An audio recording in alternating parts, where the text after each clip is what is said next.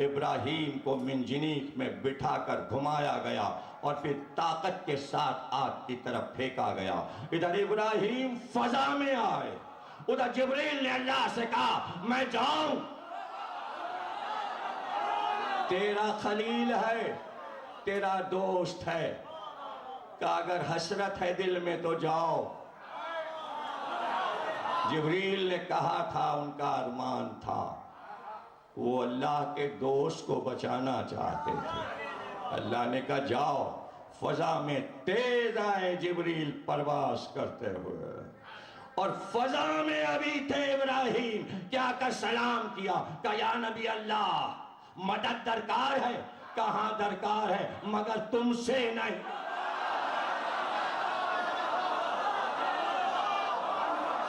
مدد درکار ہے مگر تم سے نہیں۔ ابراہیم سے بڑا نبی کوئی نہیں، اگر ہیں تو سرکار شیخ الانبیاء افضل ترین ہیں، تمام 1,24,000 انبیاء سے سوا ہمارے سرکار کے ہر نبی سے ابراہیم افضل۔ اگر کوئی بات کر دیں تو سنت ابراہیمی بنتی ہے، اب تک پیچھا نہیں چھوٹا سنت ابراہیمی سے، اور مسلمان اس پہ چلے جا رہے ہیں۔ اللہ کو معلوم تھا کہ مسلمان نبی کی سنت چھوڑ دیں گے مگر ابراہیم کی پکڑے رہیں گے، یہ نہیں چھوڑیں گے۔ اس لیے ابراہیم کو بھی یہ معلوم ہے کہ ہمیں اس وقت کیا کہنا ہے۔ اگر جبریل سے مدد لے لیتے تو امت قیامت تک کہتی یا جبریل یا جبریل۔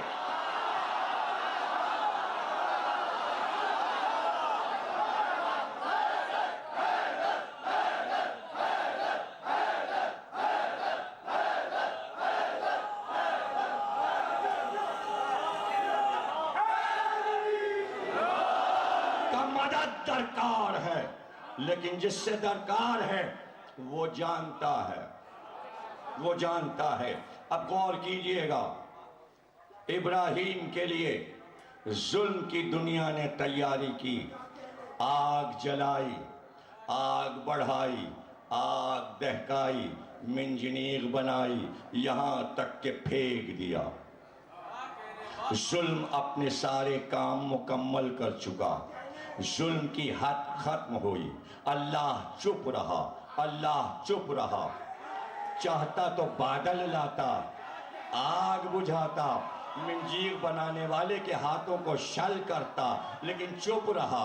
بتانا یہ تھا جہاں ظلم کی حد ختم ہوتی ہے وہاں سے ہماری حد شروع ہوتی۔ یاد رکھیے گا ایک ایک لفظ، بہت نازک منزلوں سے گزر رہا ہوں۔ اللہ نے کہا ظلم اپنی حسرتیں نکال لے، آگ دہکا لے، آگ جلا لے، منجنیق بنا لے، ابراہیم کو پھینک دے۔ اب یہ نہ سوچنا کہ حسین کربلا میں تھے، سب کچھ ہو رہا تھا، اللہ مدد نہیں کر رہا تھا، اللہ چپ تھا۔ جب ظلم کی حدیں ختم ہوئی، سر کاٹ چکے، نیزے پہ رکھ چکے، اللہ نے کہا اب ہماری حد شروع۔ حسین بولو،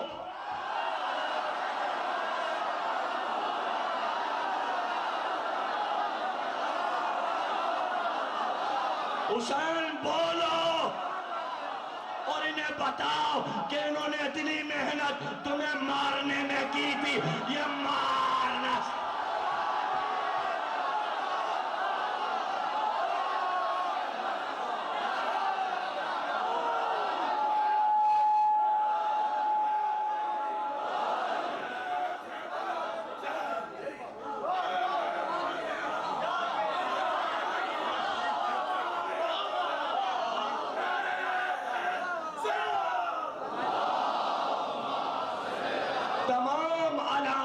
ظہور پڑھ ڈالو، اور جب تم یہاں پر پہنچو گے کہ آخری علامت کیا ہے کہ جب وہ ظاہر ہو جائے تو مہدی آ جائیں گے۔ آخری علامت سنو، سب شیعہ سنی لکھتے ہیں کہ جب مشرق میں آگ نظر آئے اور مغرب میں آگ نظر آئے اور تم اپنے گھر میں بیٹھ کر وہ آگ دیکھو، بس سمجھ جانا مہدی اب آنے والا ہے، مہدی آنے والا ہے۔ یہ تو حدیث ہے۔ آج کے سائنس کے اعتبار سے مشرق و مغرب میں آگ کہاں سے آئے گی؟ اب تو نمرود بھی نہیں ہے، اب تو نمرود بھی نہیں ہے. تو یہی لکھا دانشوروں نے کہ ایٹم بم ایسے بن چکے ہیں کہ اگر پھینکے جائیں تو آسمان تک آگ جائے گی. یہ طے ہے کہ مشرق کے پاس بھی ایٹم بم ہے اور مغرب کے پاس بھی ہے, اور امریکہ تلاش کر رہا ہے کہ چائنا کے پاس کیا کیا ہے, روس کے پاس کیا کیا ہے, لیکن یہ طے ہے کہ سب کے تیار ہیں. اور بعض ایسے ہیں کہ جو آپس میں ٹکرا جائیں گے اور دنیا میں آگ ہی آگ ہو جائے گی. یہ سائنس بھی کہہ رہی ہے, یہی مذہب بھی کہہ رہا ہے. تو کہنا یہ ہے کہ آپ پوچھتے مہدی کیوں نہیں آتے, مہدی کیوں نہیں آتے. مہدی جب آئیں گے جب انسان اپنی ترقیوں میں خود آگ لگا لے گا. آگ تو لگاؤ. نمرود نے آگ جلائی اور ابراہیم آئے. جب دنیا آگ بنے گی فخر ابراہیم آ جائے گا.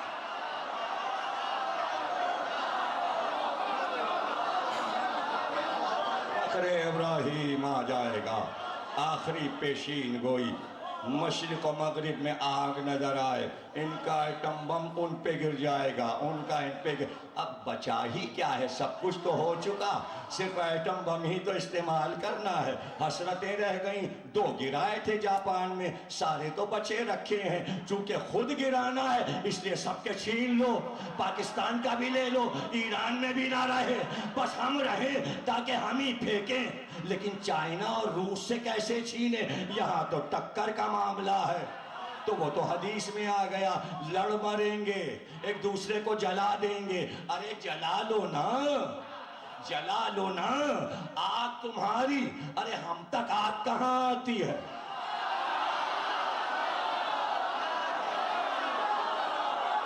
ہم تک آگ کہاں آتی ہے.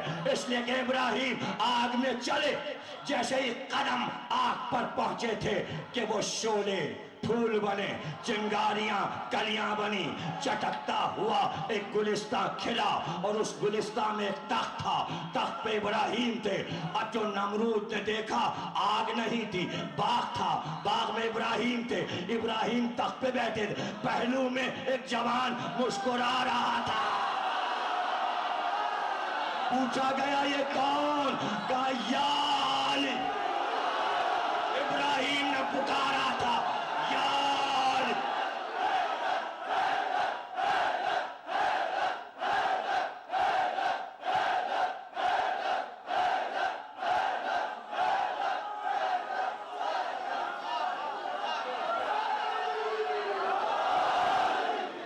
میں پوچھوں یا علی, آپ ابراہیم کو بچانے کیوں آئے؟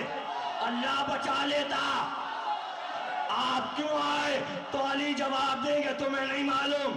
جب وہ آگ سے بچ گئے تو آیت کیا آئی؟ اللہ نے کہا وَإِنَّ مِن شِيَعَتِهِ لَإِبْرَاهِيمَ. ابراہیم شیعہ تھا.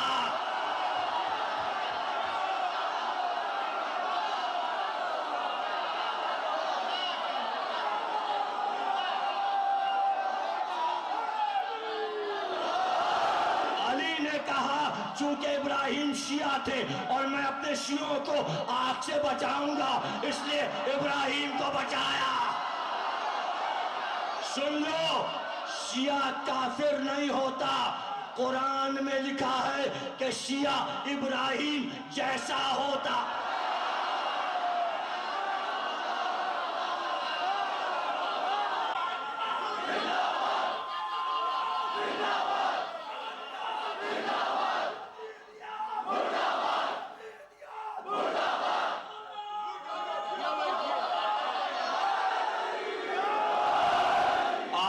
سرد ہو گئی, آگ سرد ہو گئی. مناظرہ تھا نمرود کے دربار میں ابراہیم کا, اور نمرود نے پوچھا تو کیا چاہتا ہے؟ کہ میں یہ چاہتا ہوں کہ اپنے دعوے سے دستبردار ہو جا. خدا تو نہیں ہے, میرا خدا. کہ تیرا خدا کیا کرتا ہے؟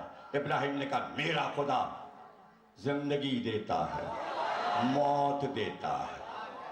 نمرود کے پہلو میں ایک دوست بیٹھا تھا, اسے گوسا مارا, وہ مر گیا. ایک قید خانے میں تھا جسے پھانسی کا حکم تھا، اسے آزاد کیا، کہ اس کو موت دی میں نے، اس کو زندگی دی، خدا میں ہوں۔ یاد رکھیے گا، مناظرہ اسے کہتے ہیں کہ جہاں دلیلیں دونوں طرف سے برابر کی چلے، لیکن جب بڑی دلیل آ جائے تو اپوزیشن جب خاموش ہو جائے تو فتح ہوتی ہے، پھر دلیل کا جواب نہیں ہوتا۔ ابراہیم نے مناظرہ جیت لیا نمرود سے، مناظرہ تھا توحید پر۔ سارے مناظرے توحید پر ہوتے ہیں، نہ ہم خلافت علی پہ لڑ رہے ہیں نہ فدق پہ لڑ رہے ہیں، ہم صرف اس لیے لڑ رہے ہیں کہ اللہ کو مانو تو صحیح اللہ کو مانو۔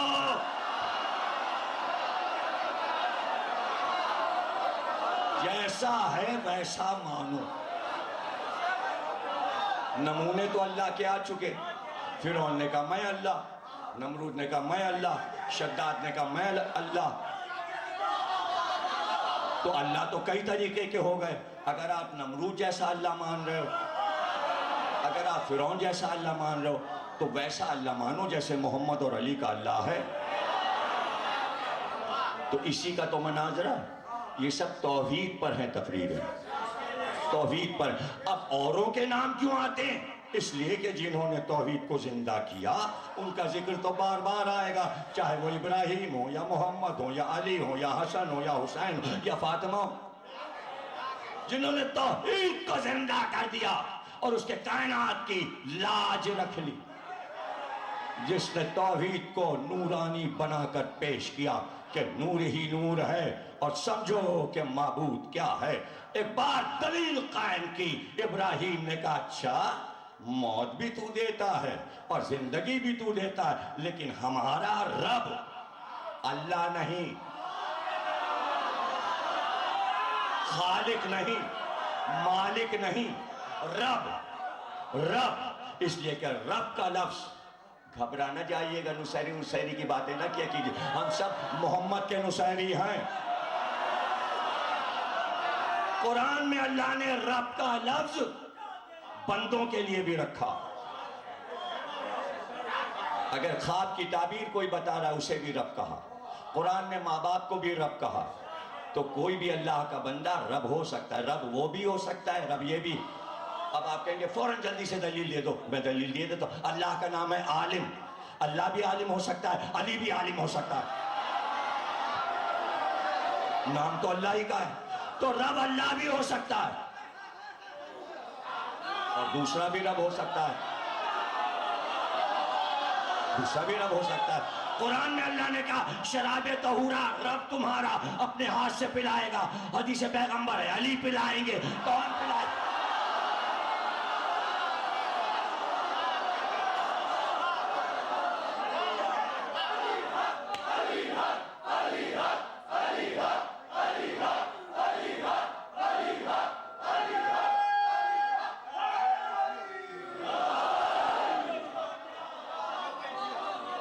دلیل قائم کی ابراہیم نے کہ ہمارا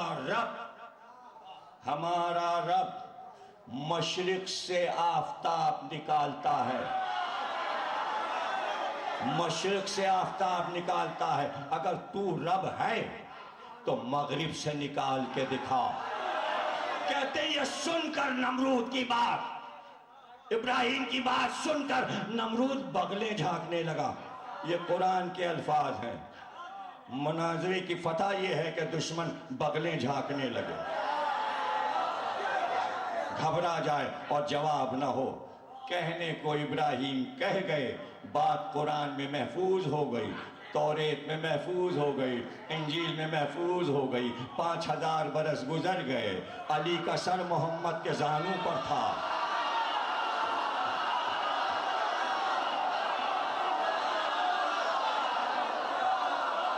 کالی نماز کا آپ پر وحی آ رہی تھی، کیا آپ کے سر کو زمین پہ رکھ دیتا؟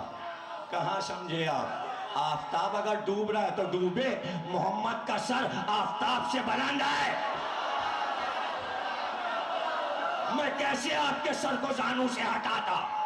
تو محمد کو کہنا چاہیے تھا علی میں ابھی آفتاب کو بلاتا ہوں، بلکہ یہ کہا علی اٹھو اور آفتاب سے کہو واپس۔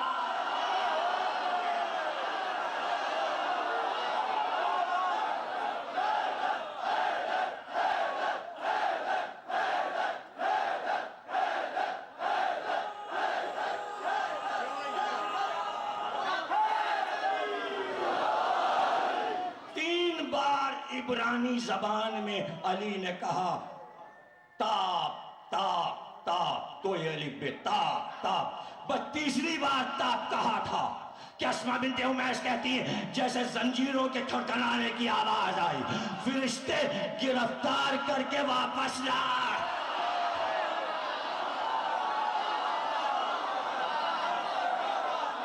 آفتاب بلند ہوا، آفتاب بلند ہوا، علی نماز پڑھنے لگے۔ دنیا نماز کے وقت کا انتظار کرتی ہے، نماز علی کا انتظار۔ آگے کہتی ہے کب ہمیں ادا کرو گے؟ علی نے کہا تجھے قضا نہیں ہونے دوں گا، قضا نہیں ہوگا، اگر چلی بھی گئی ہے تو واپس بلاؤں گا تاکہ ادا ہو جائے، ادا ہو جائے۔ اہل سنت نے بھی لکھا، شیعوں نے بھی لکھا، اور اتفاق سے جہاں سے پلٹا خود جا کے زیارت کی، جہاں پر علی نے اسے پلٹایا تھا اس کا نام ہے مسجد رد شامس۔ اس جگہ پر نماز بھی 2 رکعت جا کے میں نے پڑھی جہاں سے علی نے اشارہ کیا تھا آ جا، پلٹا۔ سائنس کی ترقی ہوئی، انہوں نے کہا یہ واقعی سمجھ میں نہیں آتا، اس لیے کہ آفتاب نہیں چلتا، زمین چلتی ہے۔ بڑا تیر مارا، بڑا تیر مارا، ٹرین پہ بیٹھے چلے لاہور، اسٹیشن آنے لگے، بار بار پوچھنے لگے لاہور آیا، لاہور آیا، کوئی نہیں کہتا لاہور کب آ رہا ہے، آپ لاہور جا رہے ہو۔ کراچی آیا، کراچی آیا، کراچی کہاں آ رہا ہے، وہ تو اپنی جگہ پر ہے، تم جا رہے ہو کراچی۔ تو اس زمانے میں سائنس نہیں تھی، علی زمین کو آفتاب کی طرف کر رہے، لوگ سمجھے آفتاب پر۔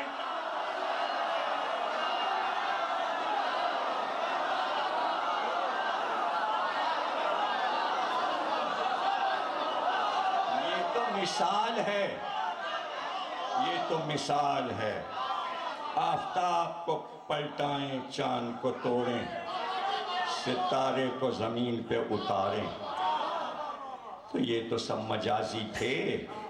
حقیقی ستارہ، حقیقی آفتاب، حقیقی چاند